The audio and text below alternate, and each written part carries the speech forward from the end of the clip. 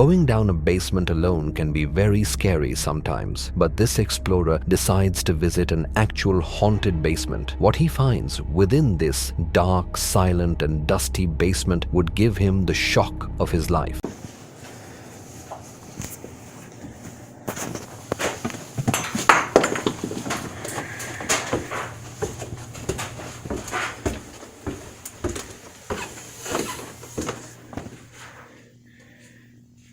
Here's the main room. Lights don't work out here.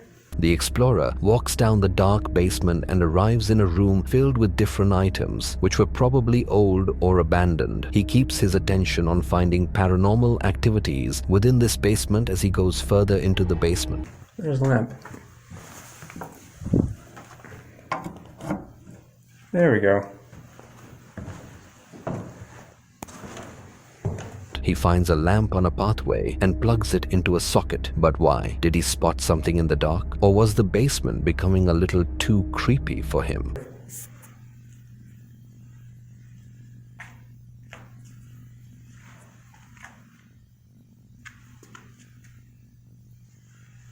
Cobwebs.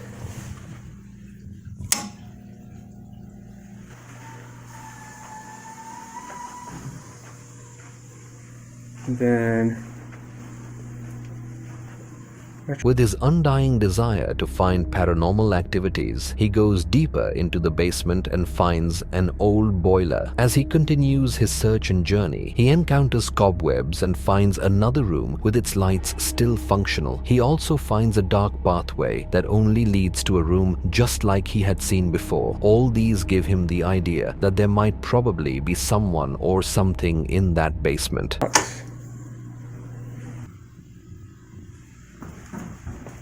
just a closet. There's something over there.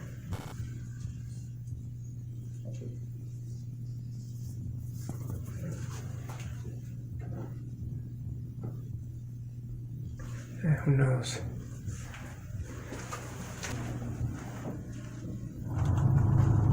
There is a very big hole in the wall, and it appears like there is a figure hiding or watching from the darkness. He moves further to investigate the large hole in the wall, but he finds nothing. Maybe the creature he saw vanished, or maybe it wanted to attack.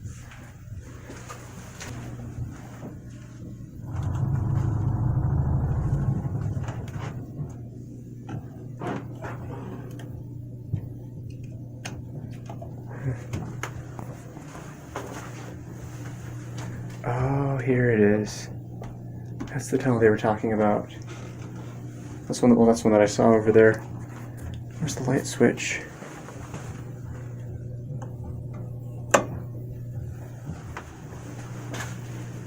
There's the light switch. Okay. Let's go down the tunnel.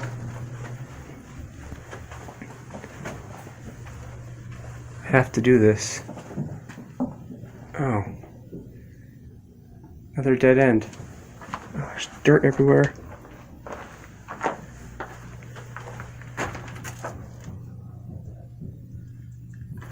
Ah. Huh. It's odd.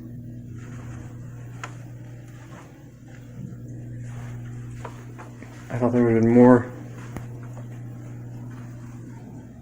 He finds a switch and a famous tunnel he had heard people talk about. The tunnel appears creepy and scary, but he proceeds regardless. Going back to the rooms he found with lights, he sees something move, yet he is unafraid. Could there be ghosts living in the basement? Are they serene and welcoming? Or are they extremely aggressive? And the explorer was just lucky not to have run into any. Having a first-time experience of ghost activity can be overwhelmingly scary. This man and his wife decide to go on a different adventure, one that involves finding ghosts, or should I say sighting ghosts. They set up a camera in the basement of a chateau, and what they saw is extremely bizarre and eerie.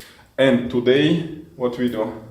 So, on the camera that's Stan put here in the basement, Yes. over the last couple of days you've had a few things pop up, and one particular video that's quite weird, like bizarre. It's something that you can't explain, so we're going to show it to you and you can let us know what you think it is. But Stan's got some equipment here, haven't you? Well, first let me tell you that this camera was ringing several times every night. Sometimes it was the cat, so in aim to catch the cat on video, we put some Cat food, yeah. Exactly. The cat ate the food and also destroyed the bag that Sadie left here. Yeah, they attacked the bag after they finished it. And they've been using the chair over there to sleep on. Yeah, exactly. Let's see if he used something to pee on it. Yeah, maybe. Whatever. So that was the regular stuff. So we saw that I think 2 or 3 cats Yeah, came different here. colours. No, two cats. Well, we saw on video 2 cats. You will see them. There was one grey and another one grey and white. You will see them. That's normal things. But otherwise, the camera was turning on for some weird things. There was one video that is quite weird because there's some kind of movement, but it's nothing. It's on the floor where there's literally nothing, and there's some kind of movement. And you know, as many of you were talking to us about ghosts and stuff like this, we got some equipment that is used by people who who try to contact ghosts. So we got like a night vision camera, but finally it's not necessary because our camera is already night vision, that one that was installed here. Then we got something that is electromagnetic radiation tester, like this. So it will detect any electromagnetic waves and stuff like this. So I don't know why, but it's the equipment that is used by people who hunt ghosts. So we will see if there's something in this room and some places where we will see if something wants to enter in contact with us. But otherwise, you know, I will also to put some electricity here to make normal light, to do something. And I really need in the beginning of the week to order the brackets for the beams. By the way, some slates that a lot of you bought already arrived, and soon we will show you how we write the name. Obviously, when the tiles are going on the roof, we can show that as well. But we're trying to find a method that works. It's not too difficult that we can.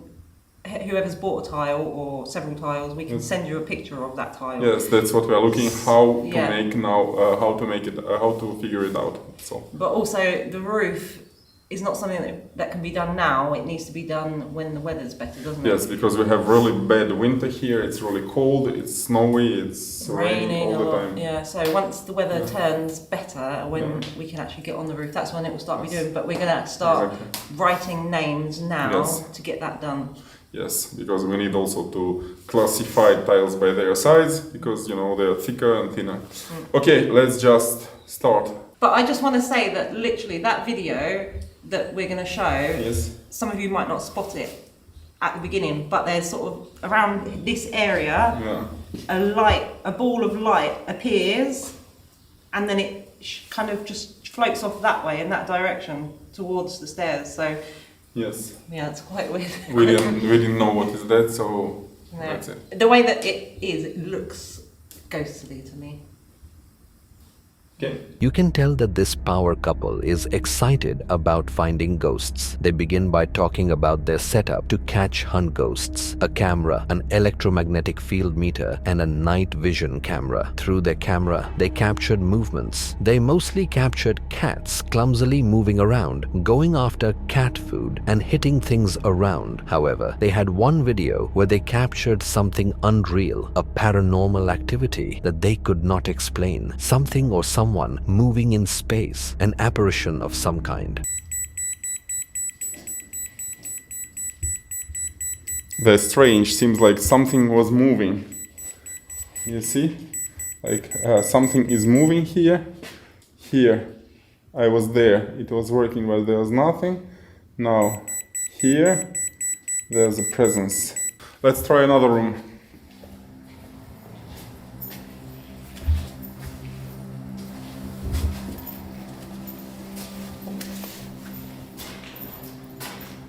Nothing.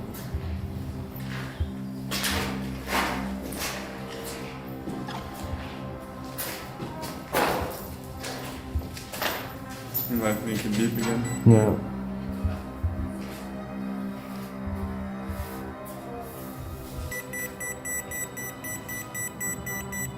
Maybe down.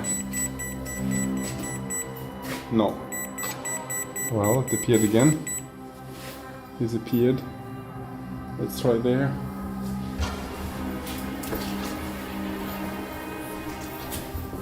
Nothing in the No, it's basement. not that way, I think. Yeah, it must be another way. Let's see. Yeah, it's apparently here. Somewhere disappeared. Let's go further. Yeah, it appears.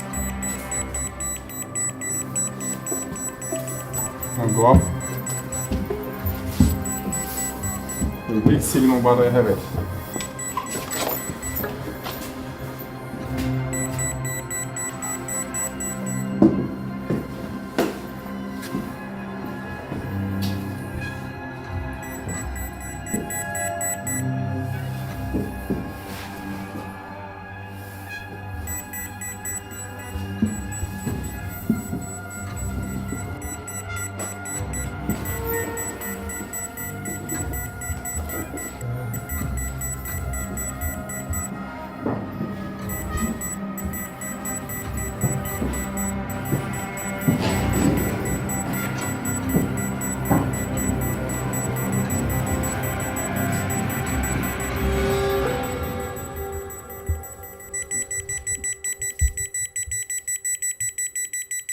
So I turned it off now because it's beeping while I'm speaking. So we got signal that brought us here to this room. This was the Count's bedroom. You know, oh yeah, for sure, this room is not in very good condition, but still a little bit decent. And what you can notice here, it's the old paper, wallpaper that is silk wallpaper. You will show maybe. And that's apparently the room where some of people died, some of last counts. It was their apartments in this area.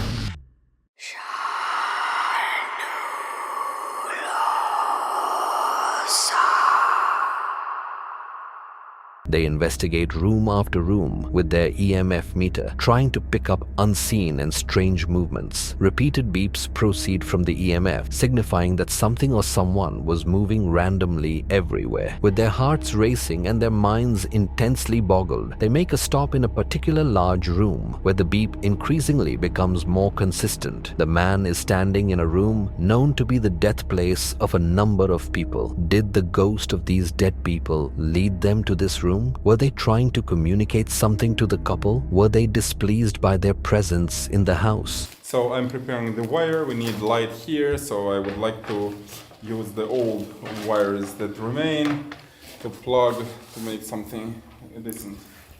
I will get a ladder from upstairs. Okay, so now I'll just work. We have, we have some lights that are already placed in the basement. I would like to make them work. I will do this now.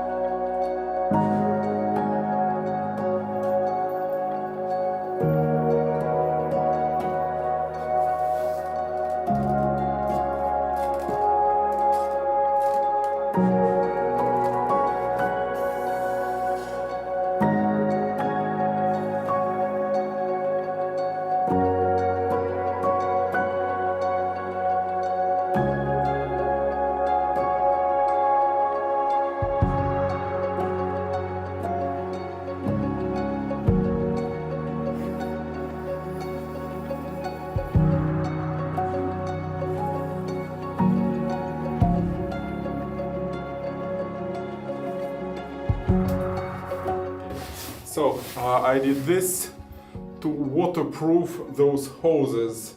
It will stay solid like this, the water will not enter here anymore. Let's do the same but on the other side.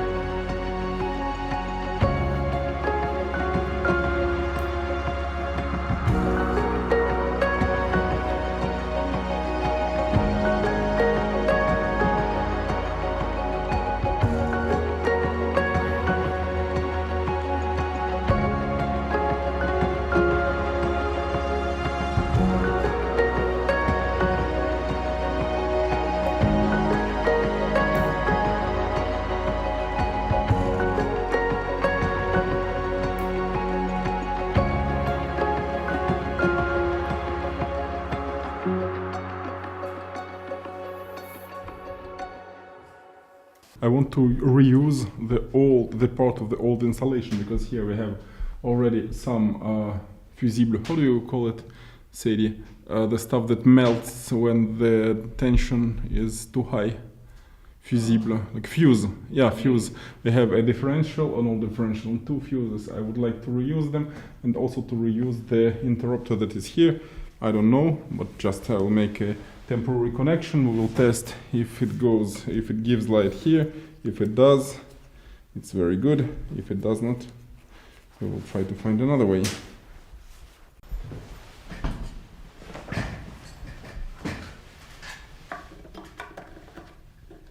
How many engineers you need to change a bulb?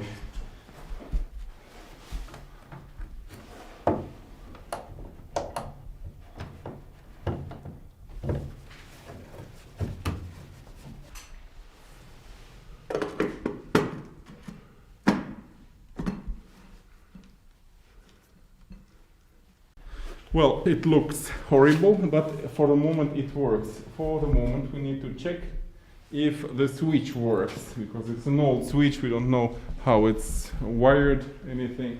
Let's just try. Yeah. It works. Okay, the plug, does it work? Yeah, it works. Okay, so we got plug, we got light. Now the life became easier and more joyful. Okay. The only stuff I need to do now is to remove. I will here cover. Put everything in covers, and that's all. Okay, so it's a lady who asks her husband, "Can you please fix the interrupter in the living room? It makes sparks." He says, "I'm an electrician or what?" Then later she asks him, "Can you please drive me to the supermarket?" He says, "I'm a taxi driver or what?" And then she asks him later, "Can you please sharpen the knives in the kitchen?" He says, "I'm blacksmith or what?" So the same day in the evening he comes home, he sees the interrupter is working, all the knives are sharpened, and there's food from supermarket. So he asks his wife, "How did you get it?" She said, "I asked some help to our neighbor. So he drove me to the supermarket, then he repaired the switch, and then finally he sharpened all the knives in the kitchen." And her husband asked, "And did he ask something in exchange?" She said, "Yes, he asked me or make him a cake, or have sex with him. And so the guy asks, so you made him a cake? The wife answers, I am a baker or what? Now you can see it's quite nice. I can just close it and it will work for the moment. For sure, here everything needs to be redone. You know, like these old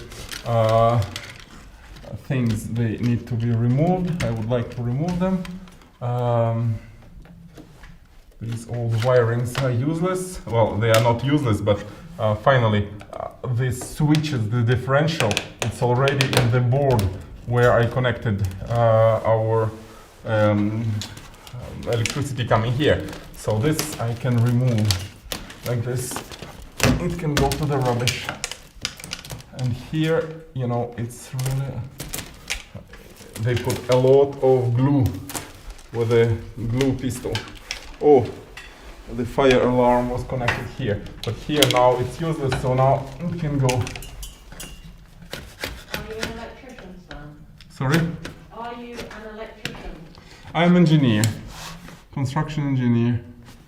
So an engineer must be able to do everything that is needed with means that he has. That's the definition of an engineer. The couple decides to set up more lighting in the basement to help with their mission to catch ghosts. A man by the name Patrick encounters something strange as he proceeds down his basement to get his bike. Whatever he saw and whatever it was is so glaring that you only have to see it once to ask the question, are there paranormal beings amongst us?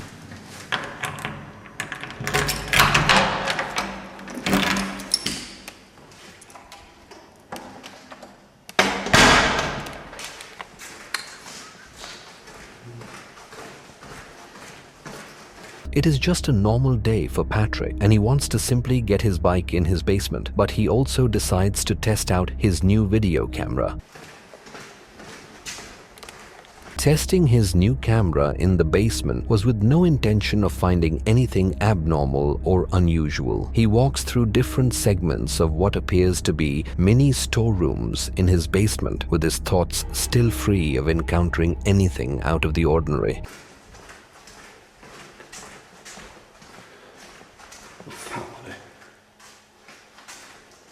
He proceeds further, and what he sees causes him to freeze for a few seconds. The shadow of a human-like figure moving across the basement on the opposite side of the passage where he was walking through. A ghost in his basement, an apparition with unfinished business, an ancient being yet to leave the premises of the building where he lived. All these questions leave him with another to probably calm and console his mind from such an eerie and chilling experience. Could it be reflections in some strange way? Maybe. Watch again in slow motion Patrick's quick and scary encounter with a paranormal being. Imagine getting to find out that you have always had roommates in your house whom you have never seen or interacted with. A man and his family moved into this building 2 years ago, and it has been one story of creepy happenings to more extended stories of the unimaginable. They had seen blades slide off tables, strange shadows move randomly around and within their house, but the worst of their tales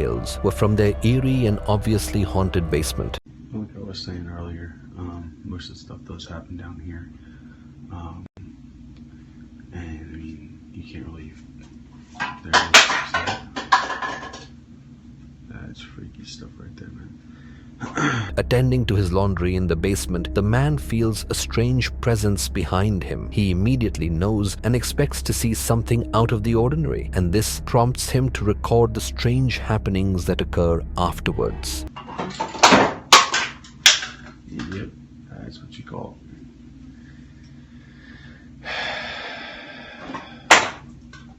As he records, 2 objects fall right in front of him rather gently, like they were pushed with someone's finger. Another object falls to the ground, and his conclusion could only be that someone or something was right there with him in the basement. It's getting goosebumps.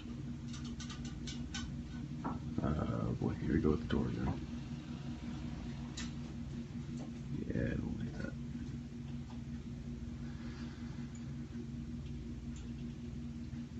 Ooh, that's creepy. So that door always swings wide open and it stays open. It doesn't ever close, stay like that. let go of it.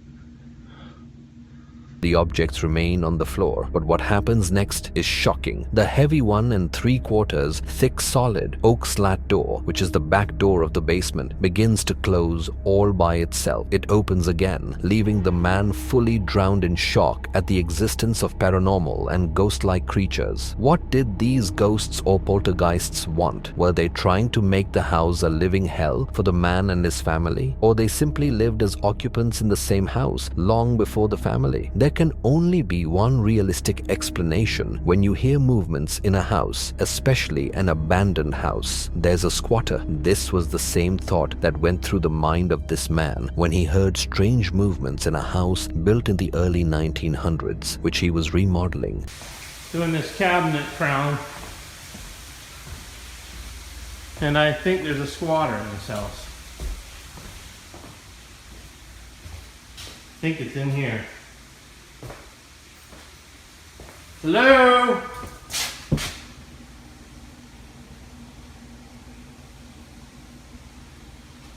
Hello? With his remodeling and renovation tools scattered all around the house, he moves from the kitchen, checks the basement, which can be accessed through a small room right beside it, and from there he goes into other rooms within the house, calling out to see if someone was present.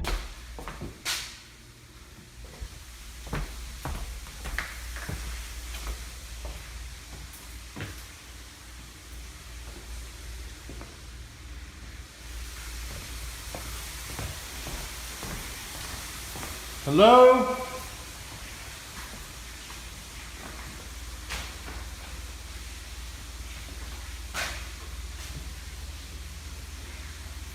The heck is that? Hello? The renovation specialist still can't get off his chest that there is something or someone in the house, but what he experiences next would become an unforgettable memory. He heads back to the kitchen where he began his check from and walks into the small room just beside it again to check, almost like he could feel a presence inside the room, but there's nothing in there.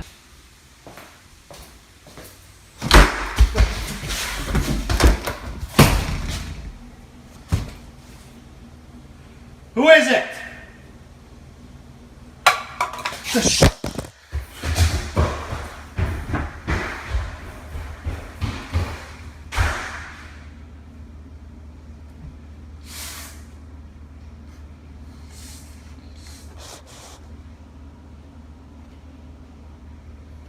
He tilts his camera in the direction of the basement, and something strange happens. The door of the basement shuts immediately, like someone was peeping through the little opening of the door and did not want to be seen. The man rushes to the door and opens it, but he finds nothing. Whatever that was, or whatever did, that had vanished within split seconds. As he yells into the darkened old basement, "Who is it?" The lights of the basement flicker, doubling the shock and chills he was experiencing. He bolts away in much fear, leaving his camera. Could that have been a poltergeist? A strange being living in the basement? Was there something about the house that drew or made this being want to stay? One of the functions of a security officer is to keep a building or property safe from invaders or unauthorized individuals. This security officer's job description seems to have gone past attending to normal and natural things, as she patrols an allegedly haunted house owned by a real estate company.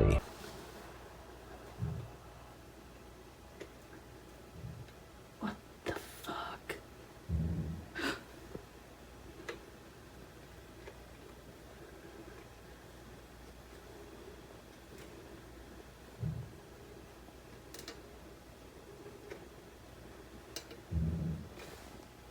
Okay, it straight up sounds like there's somebody fucking upstairs.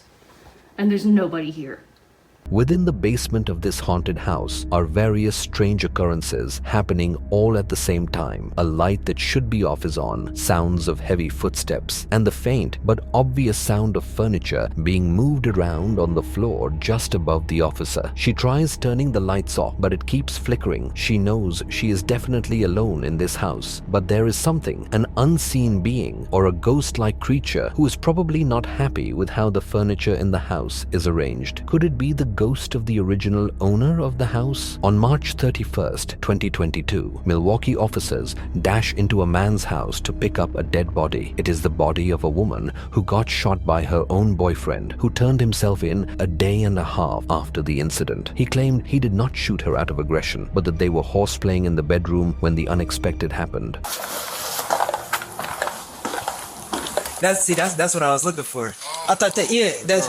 Oh, good. Turn around for me. Don't put me in the phone, man. It hurts. No, we got to do it in the back, man. Sorry. Yeah, I thought that's what I was looking for. That's what I was looking for. Yo, put 2 cuffs on me. Yeah, we'll put 2 cuffs on you. Yeah, I got you. I get my black one. Yeah, I was looking to see. I thought it was like a previous, Did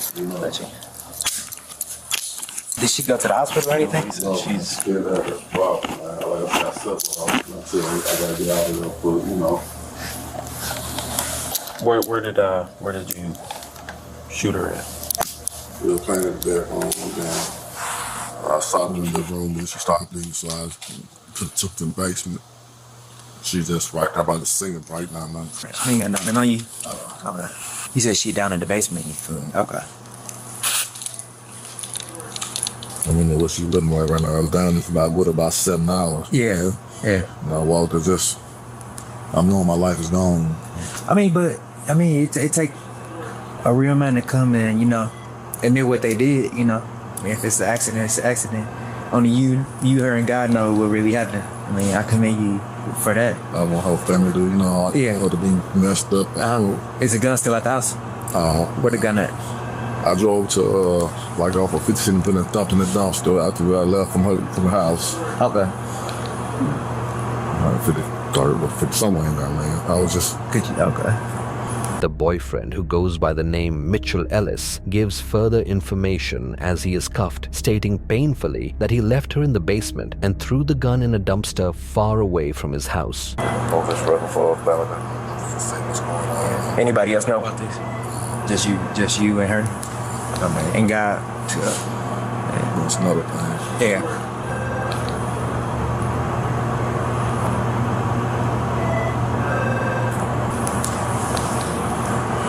This will be my life forever now. Look at the key right here. I got. Which key is it? The only one on it, like. Okay. Yeah. This one right here. Yeah. Okay. We have permission to go. I was just telling her the door down. Yeah. Go over there. I feel bad for her. Yeah. Everything. About 80 years later. Hey, that's, to be honest with you, that's up to the judge. As long as you be honest with everything that went down. Like I said, it's only you God and her that know what's going on. As long as you be honest and tell them where different stuff at, what occurred. Yeah. That's gonna help you out. So I'm good. Yeah, I was waiting on Weatherby. Yeah, he trying to figure some. Yeah, we good. You need dyslexia? Yeah. Nah, he I'm gonna. You could have a seat over here. I'm gonna let you. So you can stand up. No. Yeah, I'm not. No, I just want you to. Yeah, I want you to be comfortable. I ain't like that. Like I said, it take a real man to do what you just did. That's right. Yeah, it was just. I hurt my Yeah. 2 a.m. So it's Thursday. It happened Tuesday or yesterday. It's Thursday now. Yesterday or Tuesday? So Tuesday. Yeah. So Wednesday. So technically yesterday morning. Yeah. 2 in the morning yesterday. Okay. I'm lost up here. Yeah. No, you good. No. I'm just trying to get try to get a time. Yeah, I saw one of them mobile. Yeah. And you said where was she shot at? No, I'm saying where in the body? In the head? Just one shot? Okay. What kind of gun was it? 380? You know what brand? Yeah, that's why I was back there trying to run your name. I'm because people come in here and turn themselves in all the time. I just, it's my bad for misunderstanding. Yeah. Is it a single family house? Or up and lower? Up and lower. Up and lower? Okay. There are a lot of pauses, and suspense fills the air as his conversations with the police go back and forth. The police comfort him by saying it takes a real man to report himself to the police this way. Alrighty, man. You got the keys?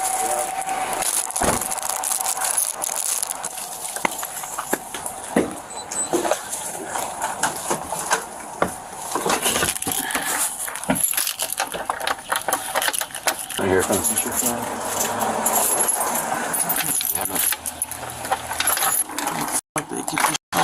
is it turning? Yeah, it's turning.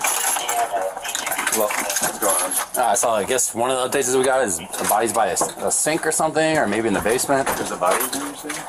Yeah, do you know what you're saying here? No. Oh, no way? No. A guy walked in our district saying he shot his girlfriend a couple of days ago, and he's been sleeping with her ever since then, but he came in to report that he shot her, so we're going to look for a dead body. So it's completely true. I can tell you that right now. It's completely true. I don't know with this one, man. It's Okay, this key's not working for whatever. You think that'll work for the back door at all? I can see. Yeah, we got limited information, but this is all just like happening right now.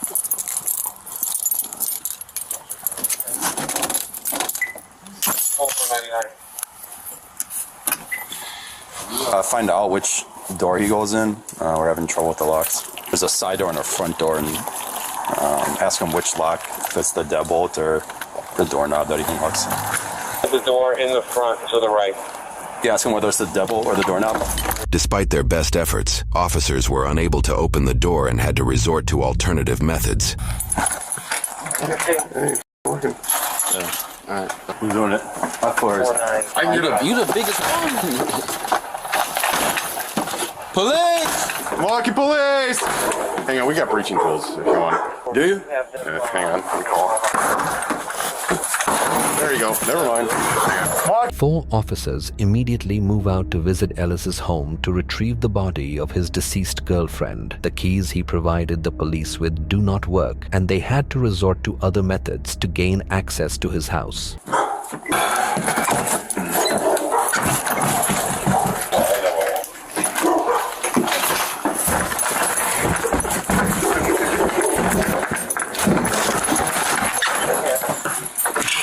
Milwaukee Police, we know you're in here. Now I'm on the other side of you. I'm on the other side. You're on the other side of that door? Yeah. All right.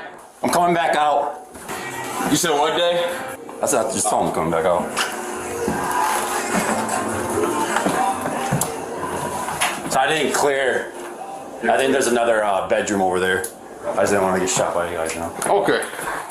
Milwaukee Police, we know you're in here.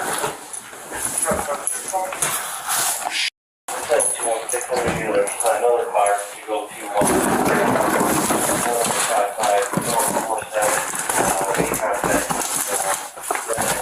apparently that the original caller or victim or witness.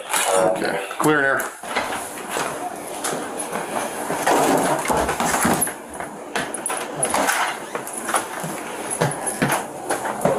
Milwaukee Police, we know you're in here.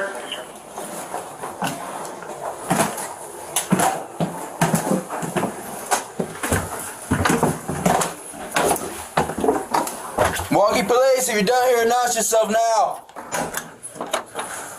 They move from room to room, trying to find the basement. Good? Yeah.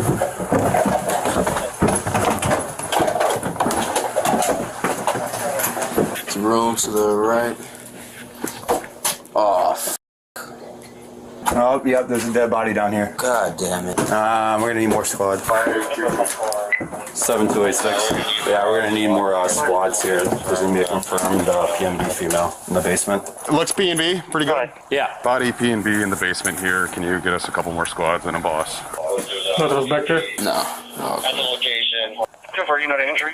What's the injury? Hold on. A6 standby for injury. Wanna bring your light over here? I mean, it looks like a GSW to the head. Yeah. But I just don't want to leave. We're not going to move the body, but appears to be blood from the head region, so GSW to that. They eventually find the basement and are hit by the strong stench of the decaying body of Ellis's girlfriend. The police officers reached out to have more of their squad in the house to retrieve the body. The woman was later identified as Angela Lane. She appears to be clothed in loungewear with the top half of her body contained in a plastic basement sink. Officers clear the rest of the basement as they await for other officials to arrive on scene.